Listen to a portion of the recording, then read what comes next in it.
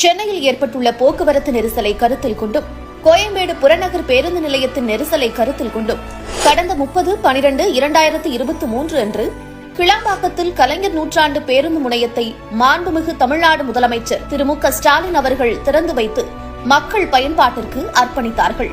தனியார் ஆம்னி பேருந்துகளை நிறுத்துவதற்கான வசதிகளை ஏற்படுத்தும் வகையில் கலைஞர் நூற்றாண்டு பேருந்து முனையத்திலிருந்து 7 கிலோமீட்டர் தொலைவில் உள்ள முடிச்சூரில் 5 ஏக்கர் நிலப்பரப்பில் 42.70 கோடி ரூபாய் செலவில் ஆம்னி பேருந்துகளுக்கான பேருந்து நிறுத்துமிடம் அமைக்கப்பட்டுள்ளது.